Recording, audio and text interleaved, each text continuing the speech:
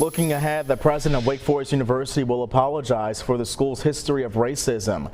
Nathan Hatch plans to address the topic during a Founders Day convocation this afternoon.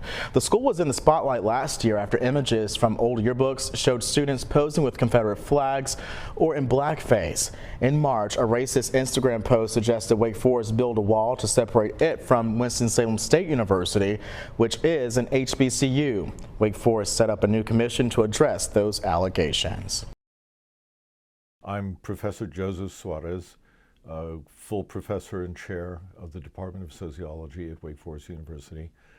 I've been here since 2003, but I have taught a class on social memory, how we as a society commemorate the past and have stories and narratives about the past and holidays and celebrations around that, and why and how that matters to contemporary attitudes and behaviors. By the second year, I had students doing research, and the research was an attempt to actually do our own recovering the truth about the past and seeing how it ought to be commemorated and what that should mean for actions in the future in our communities, at our university in the state of North Carolina. Now, students in my class, this was 2019, spring of 2019, were digging through the library archives and working through all of the materials that we could find. We said, all right, well, what's the Wake Forest story?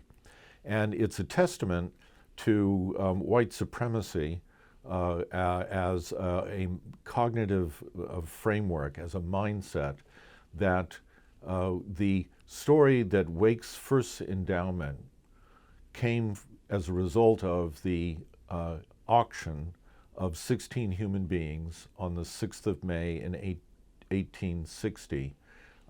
That story, those facts, were hiding in plain sight. There was actually a timeline, a historical timeline, online, posted in the library, that told the story about the Blunt estate bequest.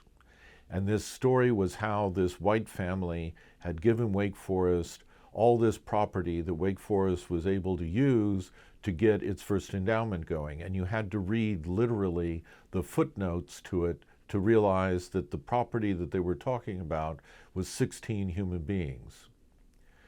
So I thought this was shocking. It's like, how had no one noticed this?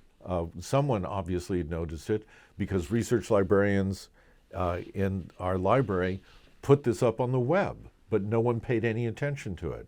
So when we discovered this, and then we dug a little bit deeper and we got the precise dollar values that each of these human beings and children, because there were children who were sold as well. We found the precise dollar values. We found the names of the white enslavers who purchased them. We took that information and partnered with the Divinity School and organized the first commemoration on the 7th of May, 2019, on the steps of Waite Chapel. And at that event, there was the president of Wake Forest University, Nathan Hatch. There was the dean of the college, Michelle Gillespie. There was also Jose Villalba, the vice president for diversity and inclusion. And there was also one of our historians of the Slave South, Tony Parent, in the history department. I went around to each and every one of them at this event, and I said, did you know about this? And they said, no. I said, so you literally today is the first day you've been made aware of the fact that Wake Forest's initial endowment was based off a crime of selling 16 human beings so that we could have a bank account. And they said, yes, Joseph, this is the first time we've heard of it. Hi, my name is Ashani Davis. Hi, my name is Fatima Jameh. Hello, my name is Justin Parker. Hi guys, my name is Zoya Cole. I'm a junior here at Wake Forest University. My Black experience has been terrible, trash, and sad. Let's say interesting. Very different. My experience at Wake as a Black student has been interesting. I'm from Conyers, Georgia, so it's like a predominantly Black area. So coming to a PWI, I knew it was going to be something different because I wasn't going to be surrounded by a lot of people that looked like me. I have finally found my crowd. I feel like I finally belong and I fit in, but that took a lot of time, as being a Black student in at a PWI as a first generation student can be a bit difficult, as the environment is a lot different than what I'm used to. I'm from New York City, but like I'm from Harlem. And like if you know like, the history of Harlem, you know like the Black people, it was like unity, we're all together, you know, closeness and stuff. But like here at Wake Forest, it's none of that. I feel like some of the Black people are scared to be Black, or like, you know, we're not together. Like I feel like we're not a community. I just feel like majority of the Black people don't really know each other. And I wish that was different. I wish we was all together. I would say because coming from a small high school that was predominantly African American and coming to a small, predominantly white institution has been a like traumatic difference. Only because of the fact that it's a big culture shock, and and also because it's not a lot of Black organizations here to make us feel a part of Wake Forest.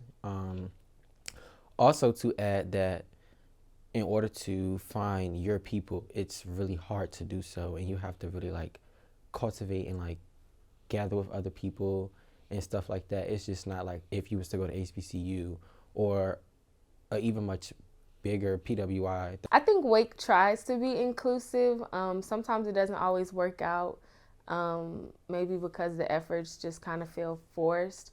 I think a way that they can work on being more inclusive is, honestly and truthfully, I feel like it boils down to the money, because I feel like some experiences that most students get to enjoy and partake is because they come from a background with a lot of money, and for a lot of Black students, unfortunately, it's not like that. For some Black students it is, for most of them it's not.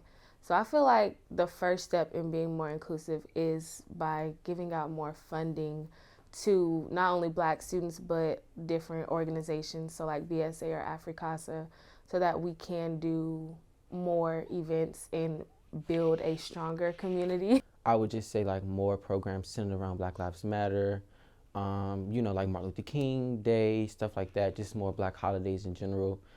Just gathering people together and just having a good, like, you know, good fellowship, stuff like that. I think it should be like a residence hall for just Black students, you know? Because I feel like with that, you know, like if all the Black kids are in one building, I feel like it's easy for us to, like, you know, meet each other and not be shy, and we all come together. Like we all like know who's like the Black kids on campus. Because some of y'all be hiding. Some of the Black kids here be hiding, y'all. And it's crazy. I believe that there should be a stronger presence of inclusivity on this campus. We're not just one bubble. Alec, Mary, Rose, Inez, Pompey, Harry and wife, Lucy, Martha, Harvey, Nancy, Charlotte, Venus, Lexi, Tom, Harry and Child, Johnson, Patience, Mary Sherwood, Venus and Child, Joseph, Anderson, Mary, Aggie and her children, Mary, Harry, James, George, Miranda, Emma, Anne and her 2 children, Lender, Murphy, Mary, Latisse, Thomas, Sarah, Ted and his wife, David, Isaac, Mary, Jones' 2 children, Vitten, Jim, Phyllis. Betty. Caroline, Lucy,